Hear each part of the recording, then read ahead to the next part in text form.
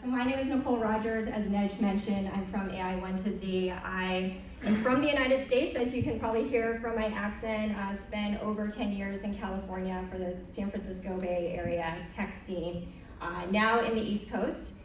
And so I started AI 1 to Z with my co-founders because we truly believe that as every organization has a website right now, that every organization and company will have an AI assistant.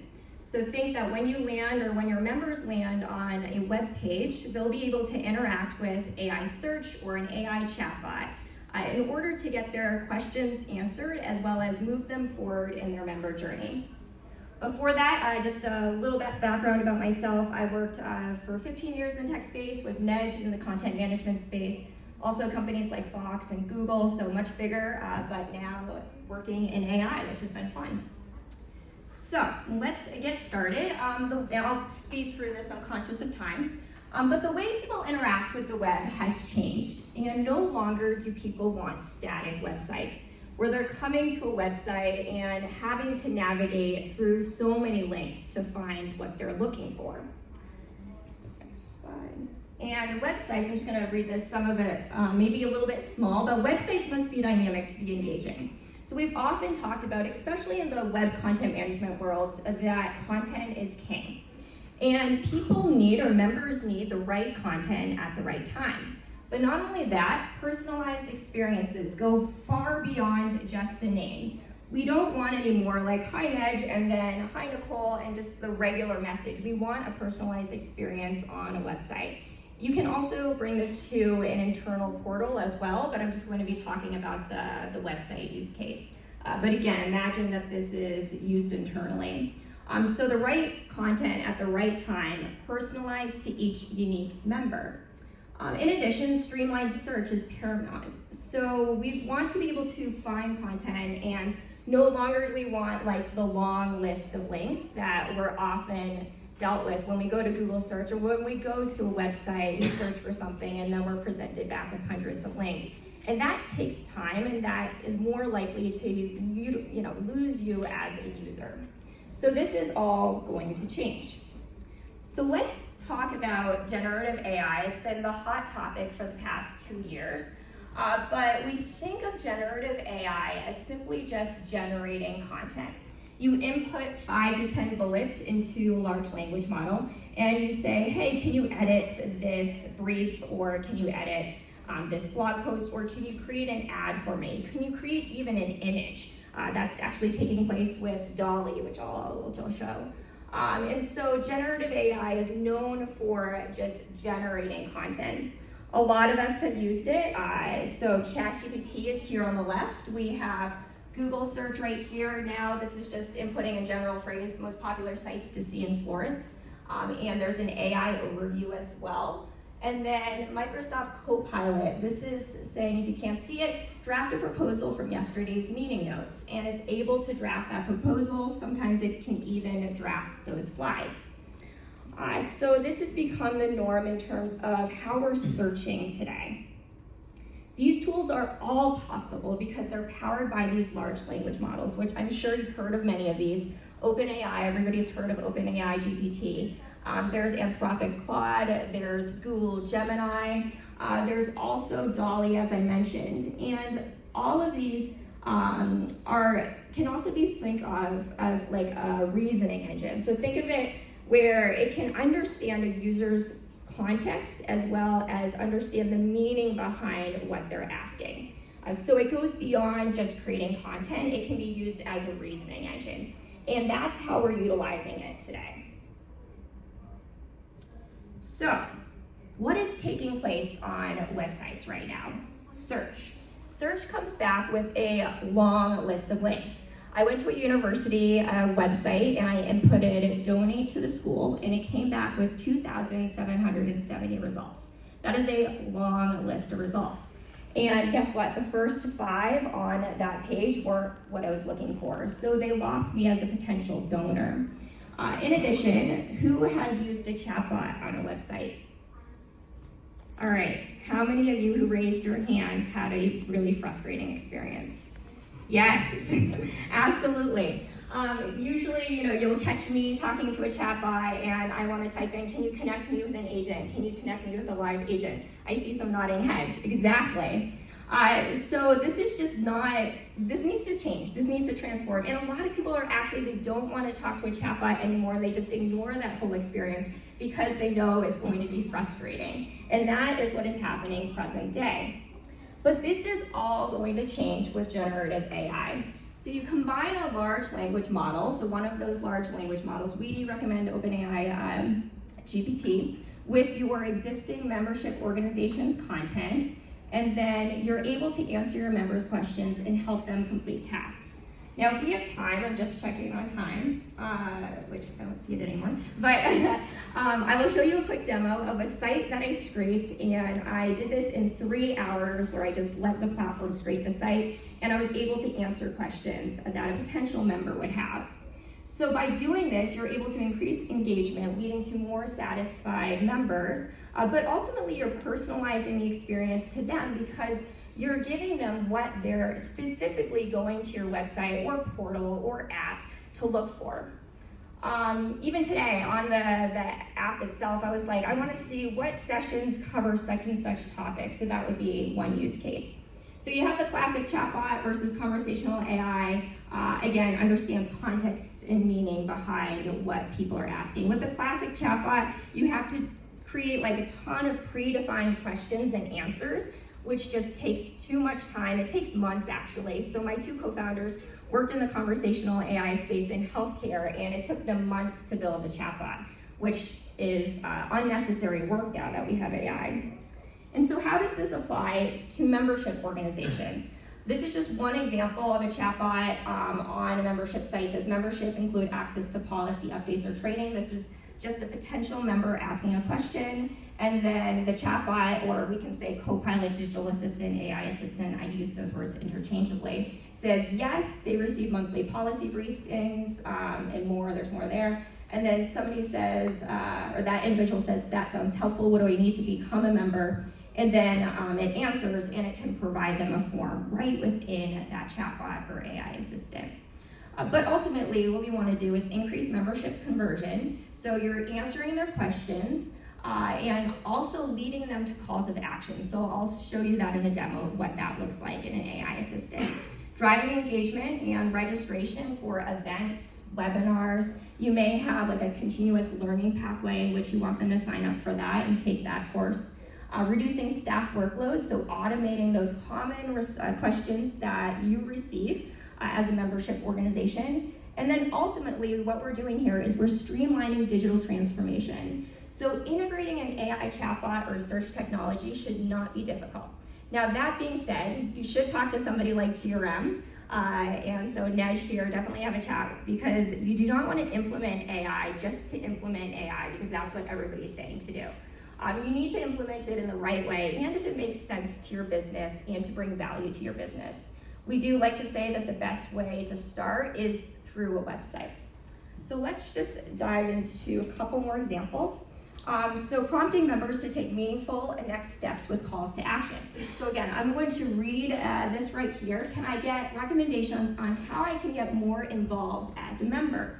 And then the AI assistant says, yes, based on your profile impacts activity, we recommend this webinar series. There is a sign up button, as you can see, joining the working group, and then there's the join group call to action, and then attending the autumn networking event in Manchester, where it prompts the user or the member to register for the event. Right within that AI assistant, it leads them to fill out the forms. So you can have embedded forms within this AI assistant. It collects the details, and it integrates with your backend systems, so then it records that data as well.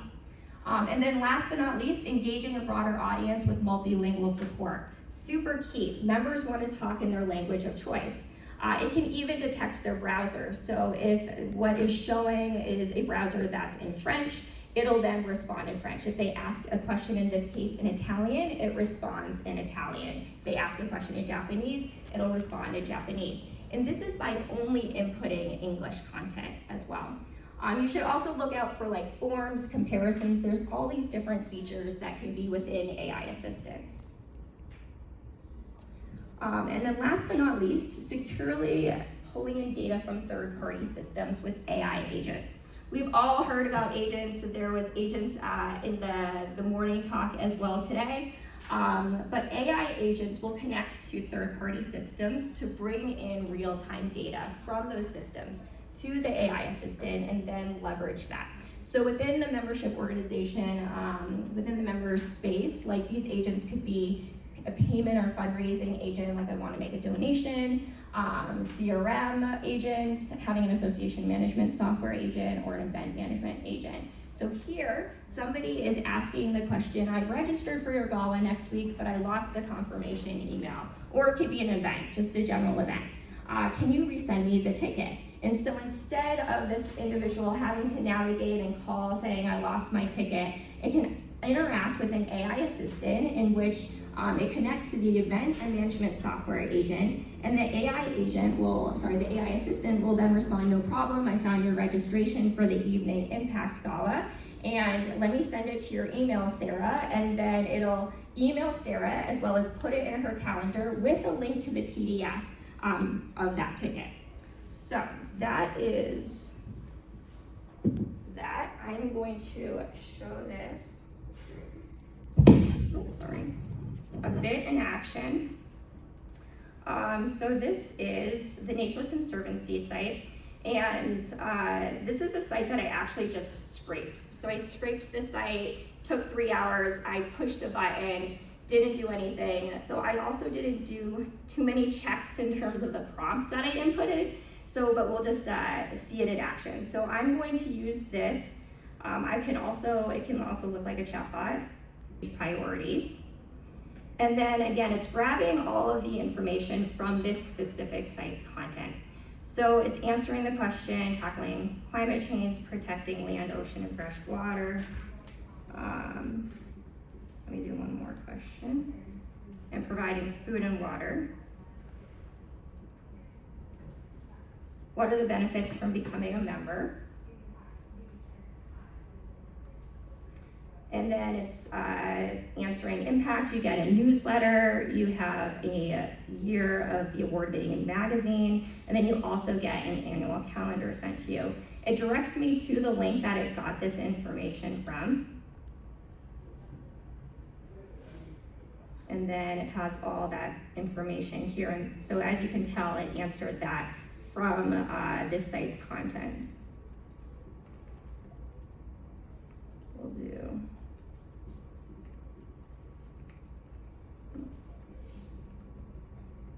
What are the nature preserves in Maryland?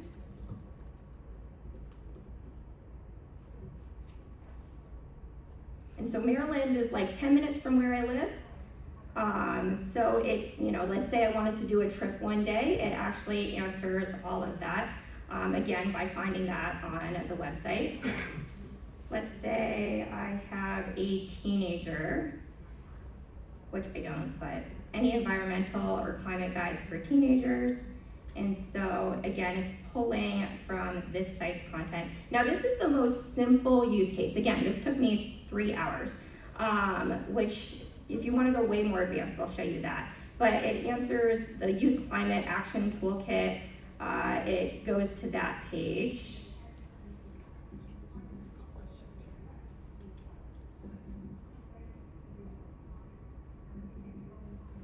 And then let me scroll down and you can see it. All right, so if you want to become way more advanced, and this is where an agency is very great to work with, you want to pull in different agents. So whether that's a custom agent in which you want to work with a digital agency like GRM, or some other sort of agent, we have out-of-the-box agents. But this is not a membership use case, but I'm just going to show it to you just because it is our demo site. What are the directions from the airport? And again, this is a different chat view. All right, so as you can tell in this example, it's pulling from the third-party data of Google Maps. So you can see that.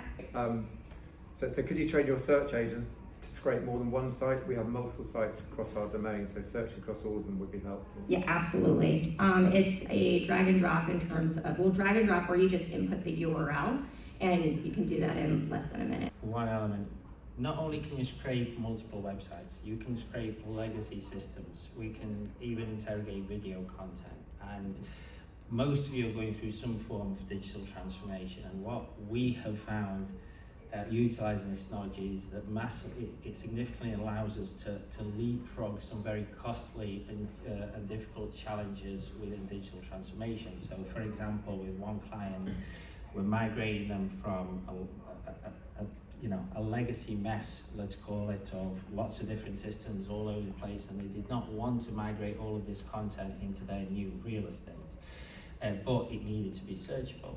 Utilising this technology, we managed to interrogate all of that information and make it accessible and searchable through a copilot on the new site without ever having to actually migrate that content into a new solution. Yep. Oh, and we also have CMS connectors, so whether that's WordPress, Umbraco, Optimizely, Sitecore, Progress, Affinity, all of them. So you can just connect through your CMS, and all of that content will go into the Copilot for its knowledge. So how easy is the setup, and what was the timeline of setting a specific AI? So I can say that we've done proof of concept for clients whereby you essentially just get a Copilot with all of your data ingested, so you can start interrogating it. It takes us less than a day to set this up. In a context where we're essentially scraping websites and not having to access a whole bunch of internal systems. It's obviously the bit that's a variable is where within the user experience we're going to integrate this, and that goes through a UX process. Okay. There's a question here that keeps popping to the top, so I'm going to let it come out anyway. So what are the costs?